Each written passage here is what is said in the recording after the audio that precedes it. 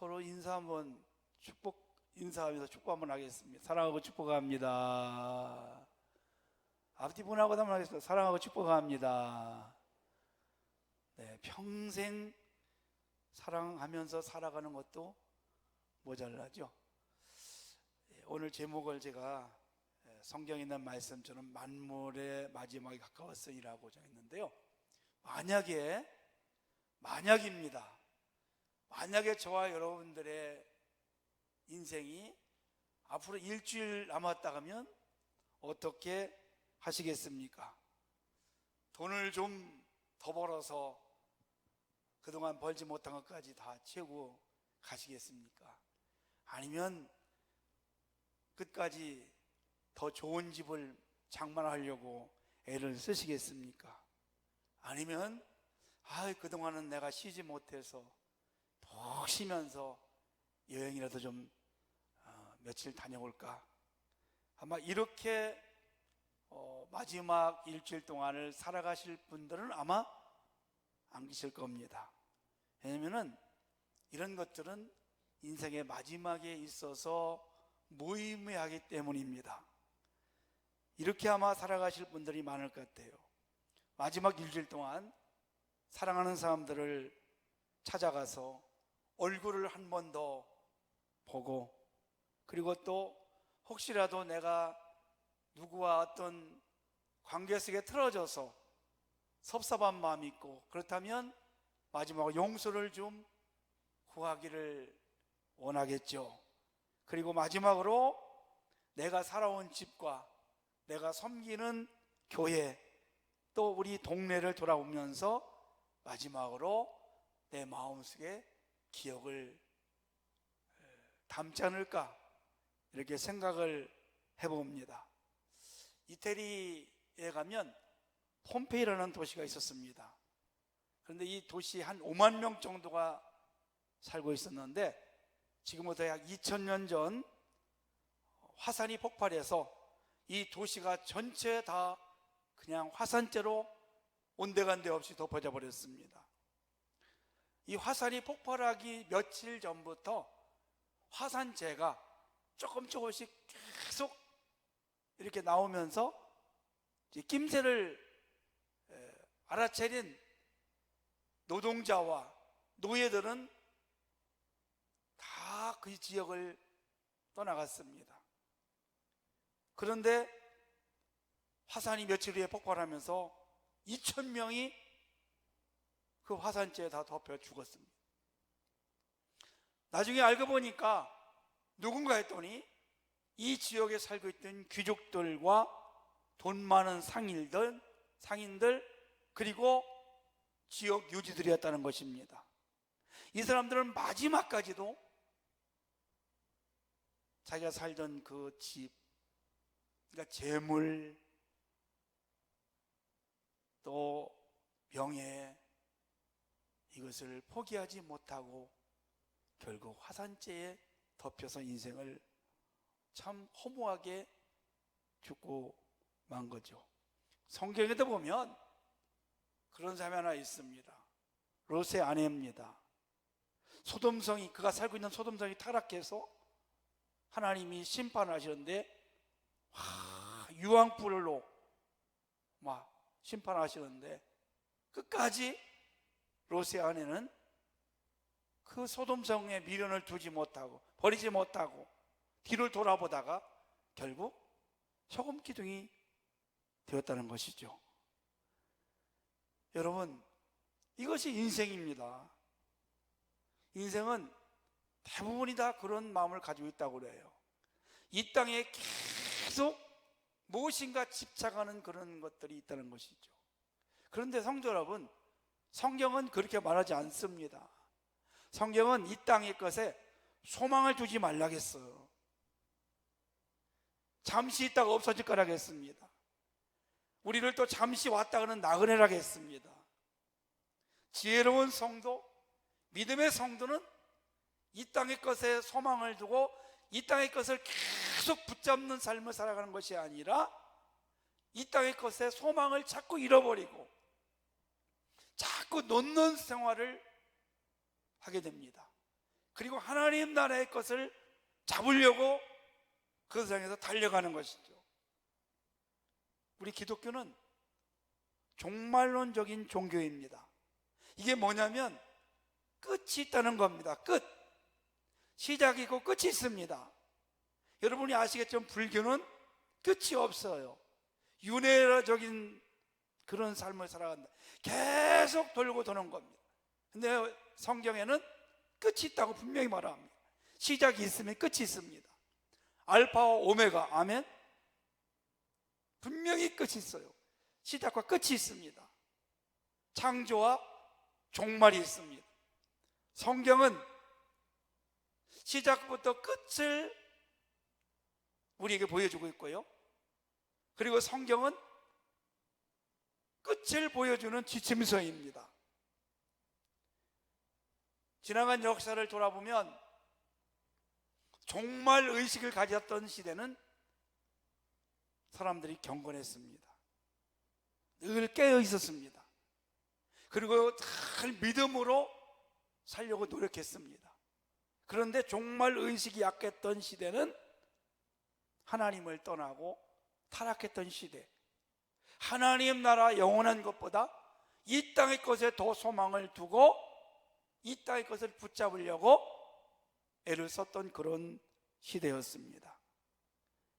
종말의식을 가지고 살아가는 사람들은 하루하루를 헛되게 살아가지 않습니다. 오늘이 마지막이다, 그런 마음을 가지고 살아가기 때문에 늘 깨어있죠. 주님을 바라봅니다. 그리고 후회 없는 인생을 살아갈 수 있습니다. 신약 성경이 다 아시겠지만 27권입니다. 27권 중에 한 장마다 마지막 때에 대한 이야기가 나옵니다. 평균적으로 300회 이상 마지막 때에 대한 성경 구절이 나옵니다. 여러분, 그건 뭘 뜻하고 있습니까? 그만큼 종말이 중요하다는 것을 말씀하고 있는 것이죠. 그래서 언제나 우리 주님이나 성경의 기록자들은 무슨 말을 썼냐면 늘 깨워서 준비하라는 말을 많이 씁니다. 평안하다, 안전하다, 이렇게 할 때 잉태한 여인에게 해산의 고통이 임하는 것처럼 우리 주님이 다시 오신다는 것을 보여주고 있습니다. 노아 홍수 때, 또 소돔과 고모라 성의 멸망을 당할 때와 같이 우리 주님도 호련히 도적같이 어느 날 갑자기 오실 수 있다는 것을 말씀하고 있습니다. 그래서 늘 깨어 기도하라, 항상 깨어 기도하라, 기도로 준비해라, 이런 말씀을 많이 하고 있는 것입니다. 오늘 우리가 읽은 이 베드로 전서, 베드로 사도가 기록한 성경입니다. 그는 그런 것을 체험했던 사람이었습니다. 한 번 체험했던 베드로 사도가 우리에게 종말의식을 가지고 깨어서 주님을 맞이할 수 있는 그런 삶을 사는 지혜를 가르쳐주고 있죠. 그게 뭘까요? 첫째, 남은 때를 잘 살려면 깨어서 기도하기를 권면하고 있습니다. 한번 따라서 해볼까요? 깨어 기도하자. 오늘 7절 말씀도 보니까 만물의 만이 가까웠으니 그러므로 너희는 정신을 차리고 근신하여 기도하라 했습니다. 정신을 차리고 근신하여 기도하라. 자, 우리 그리스도인들은 무엇보다도 기도하는 사람이 되어야 합니다. 여러분, 왜 우리가 기도해야 됩니까? 여러 가지 뜻이 있습니다. 기도하는 사람만이 이 땅의 것보다 하나님 나라의 소망을 더 가지고 살아갈 수 있습니다. 기도하는 자만이 정욕에 이끌리지 않고 하나님의 가치를 이루면서 살아갈 수 있습니다. 우리가 기도하면 하나님과 가까이 하고 하나님의 뜻을 알고 하나님의 그 역사를 우리가 이룰 수 있습니다. 근데 반대로 기도하지 않으면 하나님의 뜻보다는 내 뜻이 앞서고, 그리고 시기를 분별할 수 없습니다. 아까 제가 서두에 폼페이에 있던 그 부자들처럼 시기를 잘 모르는 겁니다. 기도하면 하나님이 뜻을 알려주시고, 그리고 우리가 바른 길로 갈 수 있습니다. 그리스도인들이 왜 넘어질까요? 기도가 부족하기 때문에 그렇습니다. 오늘 성경을 기록한 사도 베드로요, 어떤 사람이었습니까? 누구보다도 자신만만했습니다. 다른 사람들은 다 예수님 배반해도 나는 절대로 그렇지 않겠다고 호언장담했던 그런 사람이었습니다. 그런데 예수님이 잡혀가는 걸 보고 어린 여자 계집종 앞에서 3번이나 예수님 모른다고 부인합니다.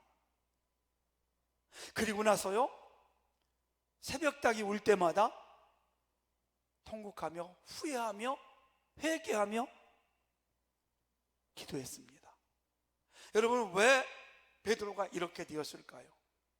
우리 예수님 겟세마네 동산에서 베드로를 비롯한 제자들에게 여러 번 부탁합니다. 야, 좀 깨어서 기도해라고. 깨어 기도해라. 1시간만이라도 기도해라. 그런데 육신이 피곤하고 하나님 나라 것보다는 이 땅의 것에 무엇인가에 소망을 가졌기 때문에 베드로는 결국 예수님을 부인하고 마는, 그래서 그가 체험한 것을 우리들에게 지금 권면하고 있는 것입니다. 우리도 똑같다는 것입니다. 우리도 기도하지 않으면 언제 우리가 정욕에 붙들리고 언제 우리가 넘어질지 모른다는 것입니다. 성도 여러분, 그리스도인들의 능력은 어디서 올까요? 위에서부터 옵니다. 어떻게 우리가 그걸 받을 수 있습니까? 기도에서 받는 것입니다. 기도로 능력을 받아서 이 세상을 이기는 것입니다.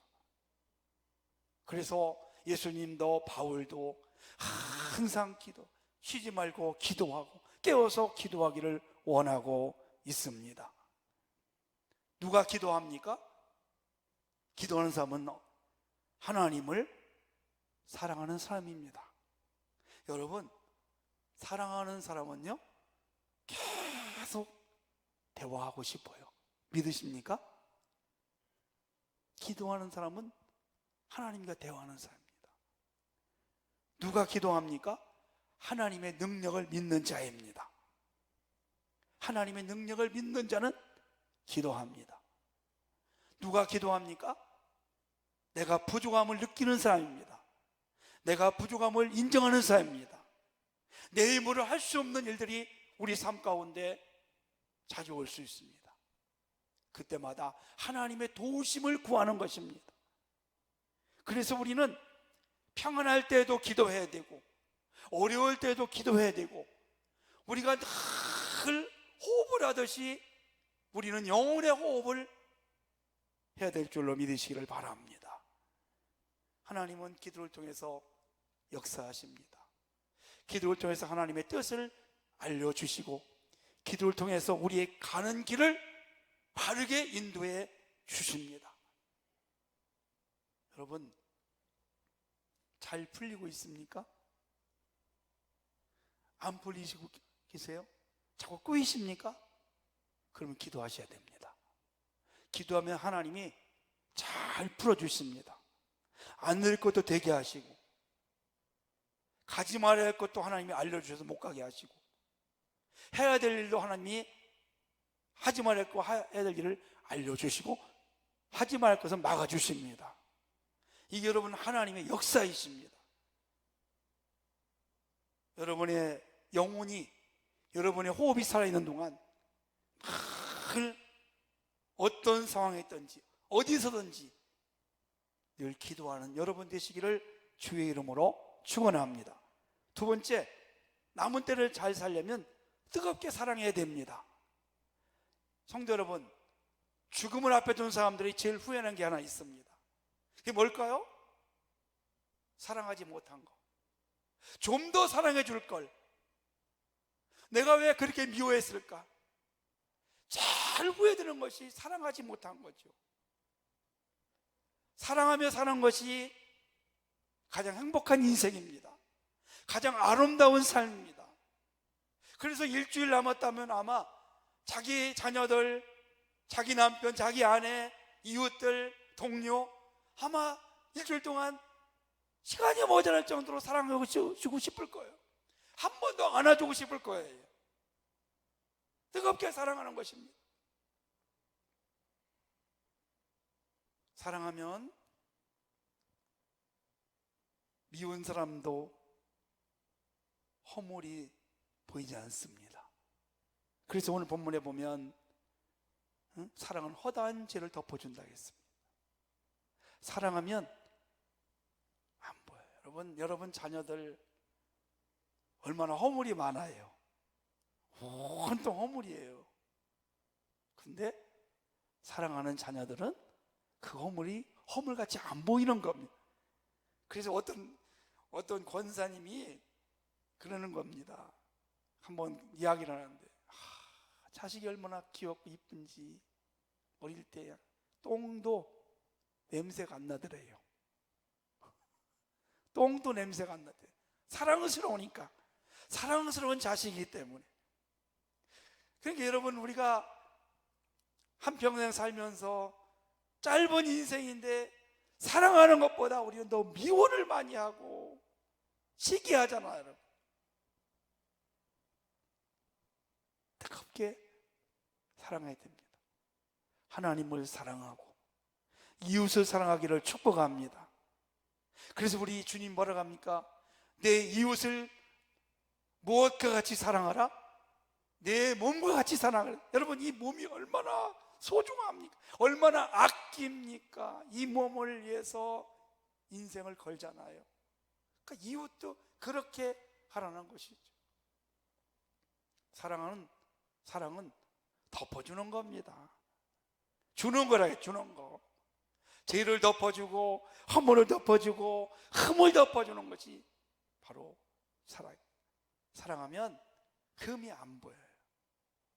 다 아름다워요. 할렐루야.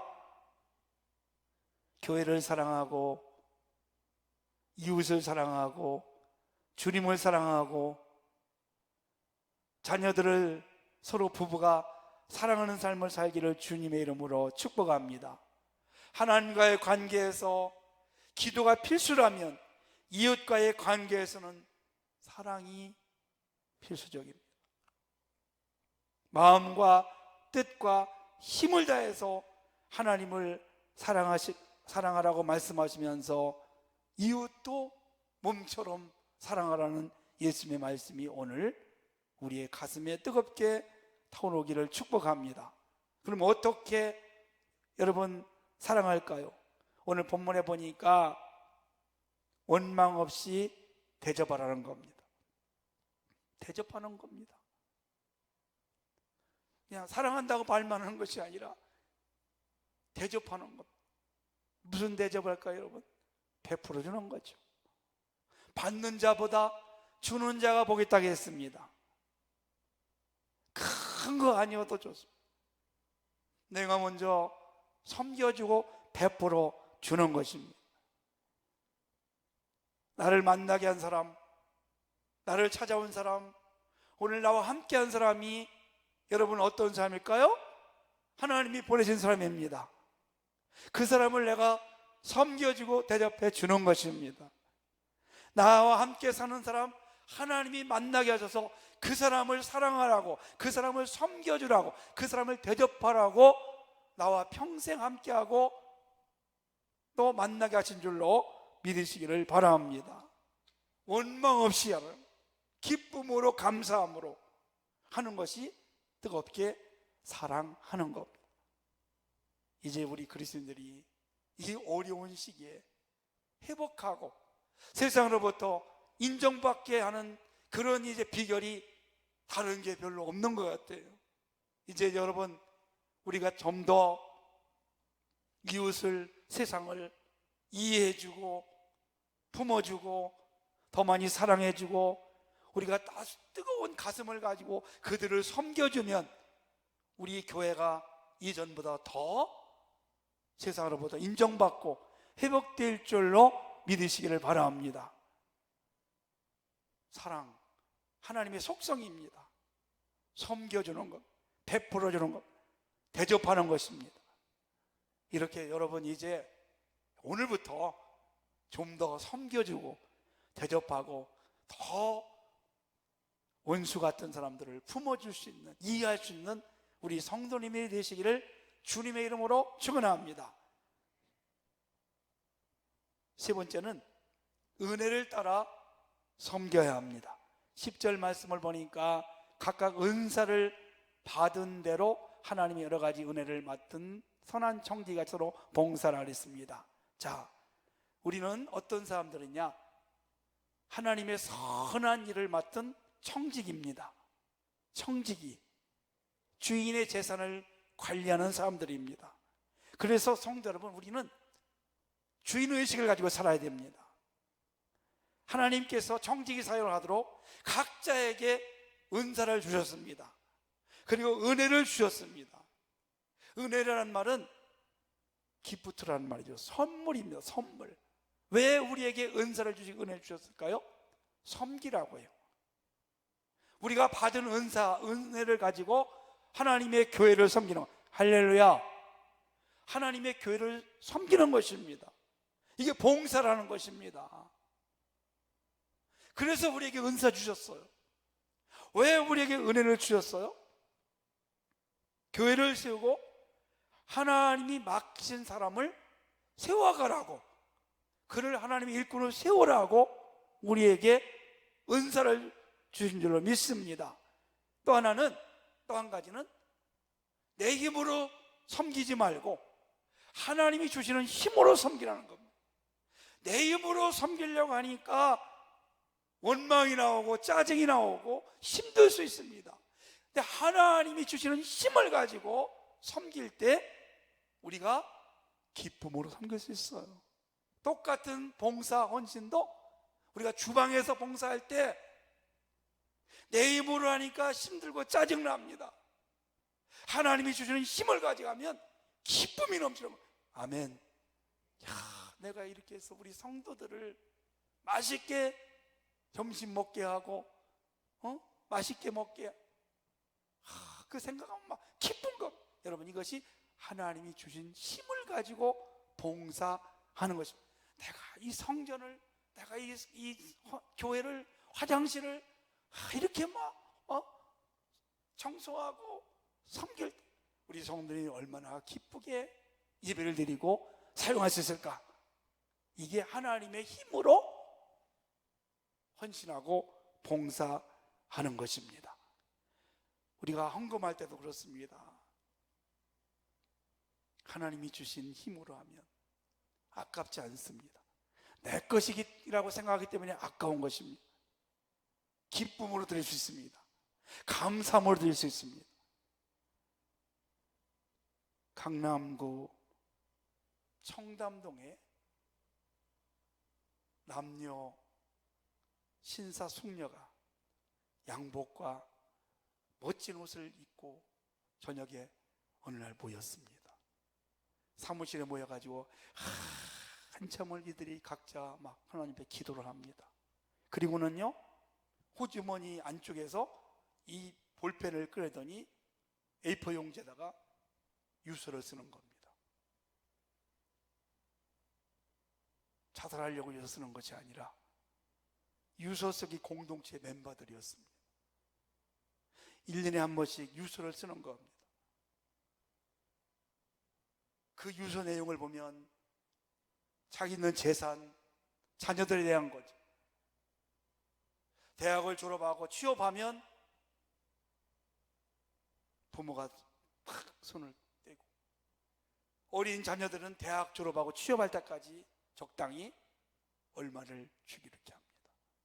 이렇게 유서를 쓰니까 그 자녀들이 생각이 달라지다는 거죠. 아, 우리 아버지가 나에게 재산을 안 주는구나. 아이고, 내가 잘 살아야지, 열심히 살아야지. 그리고 이들은 죽고 나면 그 모든 재산을 사이에 환원하고 하나님께 바치고 이렇게 한다는 것입니다. 여러분, 마지막을 참 멋지게 마무리하는 것입니다. 그래서 이 자녀들이 함부로 살지 않고 늘 어떻게 하면 내가 돈 없이 살 수 있을까, 이렇게 아주 노력하면서 살아가서 아이들이 바르게 성장한다는 것입니다. 말씀을 맺습니다. 인생은 시작이 끝이 있습니다. 아무리 건강해도 죽음을 막을 수 없습니다. 많은 것을 가졌다고 영원히 살 수 없습니다. 저와 여러분들도 언젠가는 우리의 재판장 되신 주님 앞에 다 서야 할 날이 있습니다. 아무리 인생을 멋지게 살았다 할지라도 마지막을 잘 준비하지 못하면 그 인생은 허무한 것입니다. 아무리 예수를 잘 믿어도 마지막에 주님 버리면 그 인생은 불행한 인생입니다. 그래서 우리는 늘 이 땅의 것보다 하나님 나라 주 앞에 어떻게 내가 설 것인가를 생각하면서 우리는 하루하루 살아가야 될 줄로 믿으시기를 바랍니다. 1849년 12월 20일 영하 50도 되는 러시아 어느 추운 겨울날 젊은 사형수 몇 명이 형장으로 끌려갔습니다. 그리고 딱 그들에게 5분의 시간을 주었습니다. 한 사형수가 28살 먹었습니다. 28년을 살아온 그가 마지막으로 주어진 5분, 짧았지만 너무나 소중한 겁니다. 이 마지막 5분을 어떻게 쓸까? 그는 잠깐 결정을 했습니다. 형장에 같이 끌려온 다른 사형수들에게 작별 인사를 나누는데 2분을 쓰고 오늘까지 살아온 생활과 생각을 정리하는데 2분을 쓰기로 했습니다. 그리고 나머지 1분은 자기가 살아온 아름다운 이 자연을 둘러보는데 1분을 쓰기로 했습니다. 옆 사람하고 키스하고 한마디 하는데 2분이 지나갔습니다. 이제 3분 후에는 이 땅에 그는 살 수가 없습니다. 그 생각이 들자 28년 동안 인생을 살아오면서 시간을 아껴 쓰지 못한 것을 너무 후회했습니다. 다시 한 번만 더 살 수 있다면, 다시 한 번만 더 살 수 있다면, 이렇게 생각을 하는데 어느 병사가 흰 손수건을 들고 막 달려오는, 황제의 칙령이요 사형을 중지하시오. 기적적으로 살아나게 되었습니다. 그는 사형 직전 5분 전 5분을 생각하면서 평생 동안 남은 생애를 하루하루 정말 멋지게 살았습니다.